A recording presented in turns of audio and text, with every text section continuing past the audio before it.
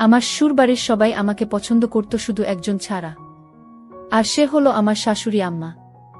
আমার শাশুড়ি আম্মা আমাকে কিছুতেই পছন্দ করত না, আর তাই আমার শাশুড়ি আম্মা শ্বশুরকে কুপরামর্শ দেয়। আর আমার শাশুড়ি আম্মার কথায় আমাকে একদিন বাথরুমে নিয়ে আমার সাথে। বাকিটা গল্পতেই বলছি। আমার শ্বশুরবাড়িতে প্রাইভেসির বিরাট সমস্যা। উপরতলার কথা নিচতলা থেকে শোনা যায়। রিফাত যখন আমাকে বিয়ে করে এ বাড়িতে নিয়ে এলো, সবার মাথায় যেন আকাশ ভেঙে পড়ল। আমার শাশুড়ি রিফাতকে উপরে নিয়ে যা বললেন তার মর্ম হল, রিফাতর জন্য খুব বড়লোকের হার্ভার্ড ইউনিভার্সিটিতে পড়া মেয়ের বিয়ে কথা চলছিল।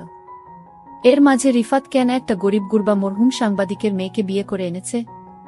এই মেয়েকে নিয়ে কি আত্মীয় স্বজনদের সামনে মুখ দেখানো যাবে? রোটারি ক্লাবের মিটিংয়ে যাওয়া যাবে? রিফাত বোধহয় বাড়ি ছেড়ে দেয়ার হুমকি দিল, ওতে আপাতত কাজ হল। শাশুড়ি আম্মা তিতা ঔষধের মতো আমাকে কোনো রকমে গিললেন। আসলে শাশুড়ি আম্মার রাগ করাটাই স্বাভাবিক। গুলশানে ওনাদের এত বড় দোতলা বাড়ি, সামনে পেছনে বিরাট লন। শ্বশুর সাহেব আর্মি থেকে আর্লি রিটায়ারমেন্ট নিয়ে এরশাদের আমলে বিরাট ব্যবসা আরম্ভ করেছিলেন। সমাজের রাঘব বোয়ালদের সঙ্গে ওনার যাতায়াত। ছেলে রিফাত 6 ফুট লম্বা, সুদর্শন, বিশ্ববিদ্যালয়ের উচ্চতম কর্মকর্তা। পড়ালেখায় ভালো বলে বিসিএস দিয়ে ইনকাম ট্যাক্সে ঢুকেছে।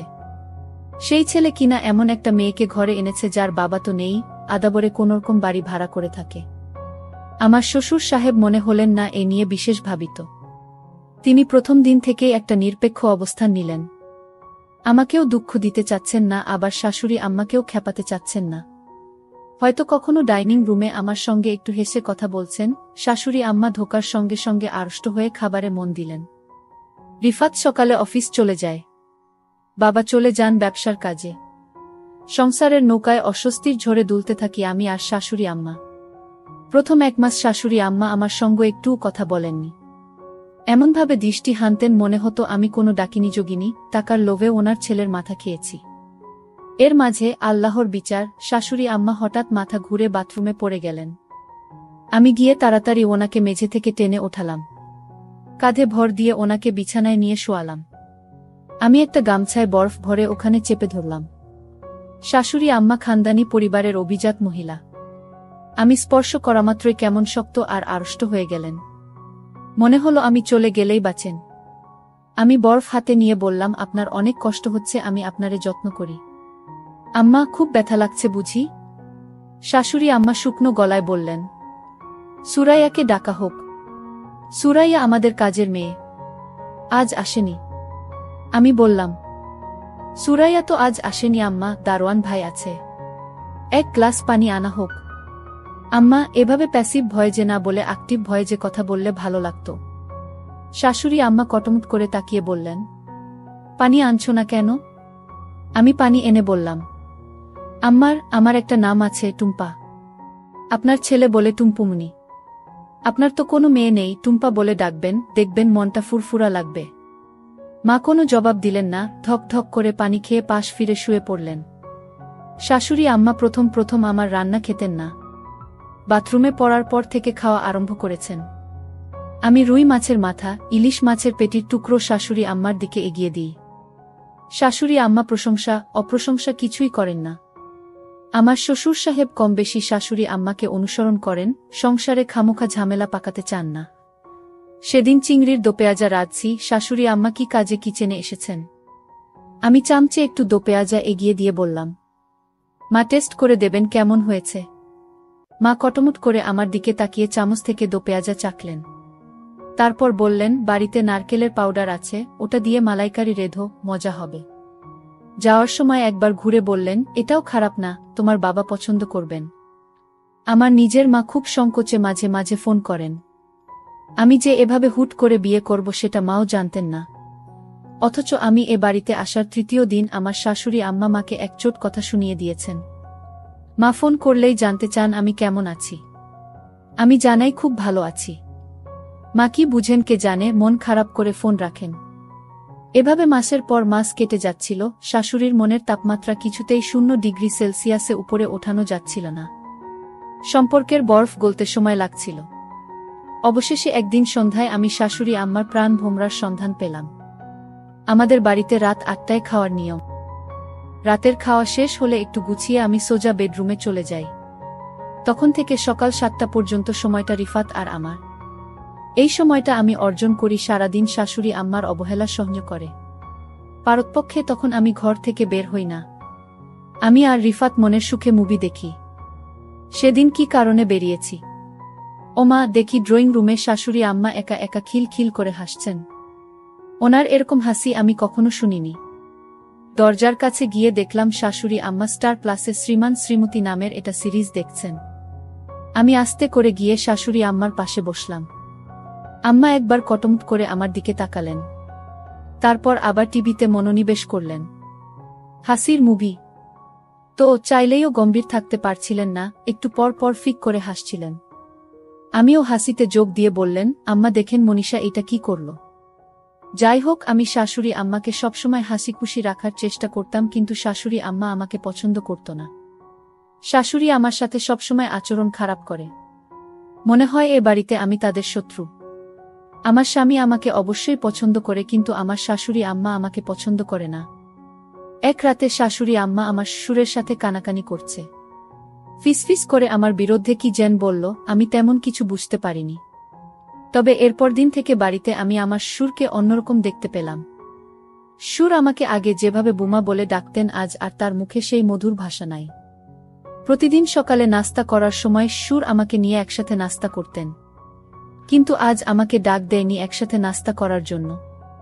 আমি বুঝে গেছি শাশুড়ি আম্মার কান পড়া পেয়েছে। জানি না আমার সাথে কি হয়। এরপরের দিন আমি আমার রুমে ঘুমাতে গেলাম। তারপর শ্বশুর আব্বা গভীর রাতে আমার রুমে প্রবেশ করল। আমি শ্বশুর আব্বাকে জিজ্ঞেস করলাম, বাবা আপনি এত রাতে আমার রুমে কেন? শ্বশুর আব্বা বললেন, শোনো মা, আমি তোমায় একটা কথা বলতে চাই। তুমি আমার কতটা রাখবে? কি কথা শ্বশুর আব্বা? শ্বশুর আব্বা বললেন, শোনো মা, এই বাড়িতে থাকতে হলে তুমি আমার একটি কথা রাখতে হবে। শ্বশুর আব্বাকে বললাম, কি কথা? কিন্তু শ্বশুর আব্বা বললেন, অন্য একদিন বলবো, আজ থাক, এখন তুমি ঘুমাও। শ্বশুর আব্বার মধ্যে আমি এক অন্যরকম দৃষ্টি দেখতে পেলাম, যা আমি আগে দেখিনি। এ বাড়িতে আমি প্রায় 6 মাস ধরে আছি। আজ শ্বশুর আমাকে কি বলতে চেয়েছিল তা আমি জানি না। এর 2-3 দিন পর আমি লক্ষ্য করলাম শ্বশুর আব্বা আমাকে তার মনের ভিতর লুকায়িত কথাটা বলার চেষ্টা করছে। আমি মনে মনে চিন্তা করলাম, শ্বশুর আব্বা কি বলতে চায় তা আমি শুনতে চাই। পরের দিন রাতে আমার শরীরে প্রচণ্ড জ্বর আসছিল, আমার খুব খারাপ লাগছিল। আমার পাশে কেউ নেই, একা একা রুমে জোরে আমি কাকড়াতে লাগলাম। এমন সময় হঠাৎ শ্বশুর আমার রুমে প্রবেশ করল। আমি শ্বশুর আব্বাকে দেখে চমকে গেলাম। আমি বললাম, শ্বশুর আব্বা আমার শরীরের প্রচণ্ড জ্বর, আমার মাথা ব্যথা করছে। শ্বশুর আব্বা বললেন, মা আমি তোমার মাথায় একটু ম্যাসাজ করে দেই, তাহলে তোমার মাথা ব্যথা কমে যাবে। আমি বললাম, শ্বশুর আব্বা আপনার কষ্ট করতে হবে না। আমি বুঝতে পারলাম শাশুড়ি যেদিন শ্বশুরকে কানে কানে কিছু বলার পর থেকেই শ্বশুর আমার সাথে এমন ভালো ব্যবহার করছে। জানি না এটা কি ভালো ব্যবহার নাকি আমার সাথে অন্য কিছু হতে যাচ্ছে। যাই হোক, শ্বশুর আব্বা বললেন, মা তোমার শরীরের অনেক জ্বর, তাছাড়া তোমার মাথা ব্যথা করছে, আমি তোমার মাথায় ম্যাসাজ করে দেই। আমার মাথাটা এত ব্যথা করছিল, আমি কিছুতেই আর না করতে পারলাম না। আর তাই শ্বশুর আব্বা আমার মাথায় মালিশ করে দিচ্ছিল। আমার খুব ভালো লাগছিল। আমার মাথা ব্যথাটা অর্ধেক কমে গিয়েছে। শ্বশুর আব্বা আমাকে বললেন, মা আমি তোমার আর কোথায় মালিশ করে দিব? আমি বললাম, বাবা আমার মাথা ব্যথা কমে গিয়েছে, আমার আর মালিশ করা লাগবে না। আপনি এখন রুমে গিয়ে ঘুমান। শ্বশুর আব্বা বললেন, ঠিক আছে বৌমা, তাহলে তুমি ঘুমিয়ে পড়ো, আমি সকালে আবার আসব। শ্বশুর আব্বা যখন রুম থেকে বের হতে লাগলেন, আমি শ্বশুর আব্বাকে ডাক দিলাম, বাবা শুনে যান। শ্বশুর আব্বা বললেন, কিছু বলবে বৌমা?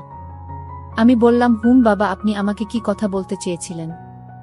বলবেন বলবেন করে আর বলা হলো না। শ্বশুর আব্বা বললেন, মা আমি তোমাকে যে কথাটি বলতে চাচ্ছি সেই কথাটা বললে তোমার মনটা খারাপ হয়ে যেতে পারে। বাবা আপনি বলেন, আমার মন খারাপ করব না।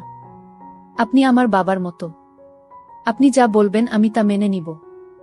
শ্বশুর আব্বা বললেন, তার আগে তোমাকে আমার সাথে বাথরুমে যেতে হবে। আমি বললাম, বাবা বাথরুমে কেন? দরকার আছে, তুমি চলো, গেলেই বুঝতে পারবে। আমি অবাক হয়ে গেলাম তার কথা শুনে। আমি বললাম, ঠিক আছে বাবা, চলেন বাবা। তারপর বাথরুমে গিয়ে যা দেখলাম তা দেখে আমার মনে হলো আমার চোখ কপালে উঠে গেল। 4টা ক্যামেরা লাগানো।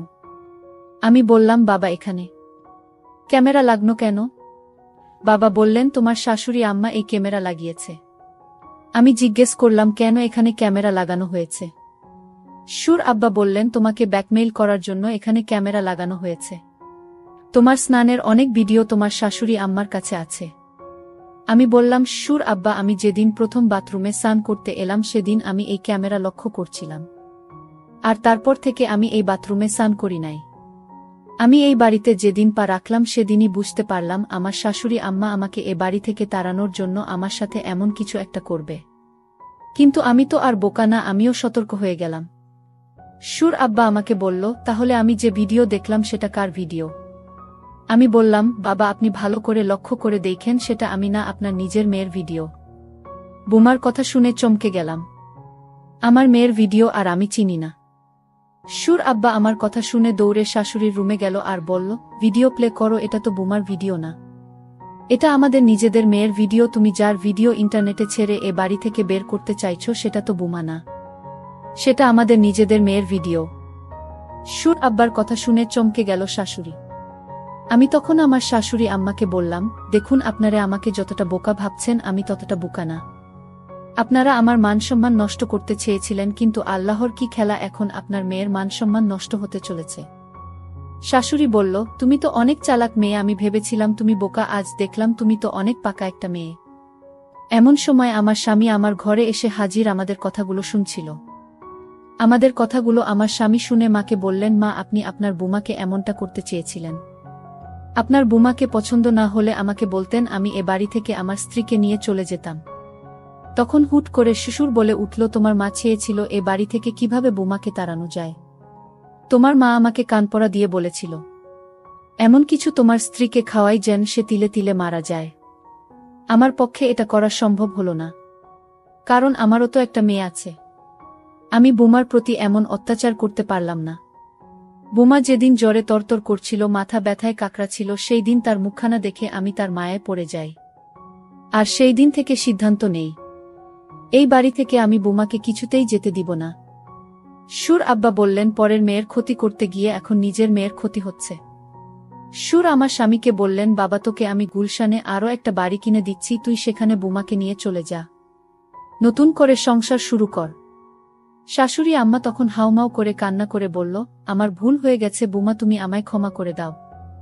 আমি বললাম মায়েরা কখনো ক্ষমা চাইতে নেই, মা আমাদের সাথে আপনিও থাকবেন এটাই আমি চাই। প্রিয় বন্ধুরা তোমাদের কাছে গল্পটি কেমন লাগলো তা কমেন্ট করে জানাতে ভুলবে না। আর এরকম নতুন নতুন ভিডিও পেতে আমাদের চ্যানেলটিকে সাবস্ক্রাইব করে পাশে থাকবেন। ধন্যবাদ।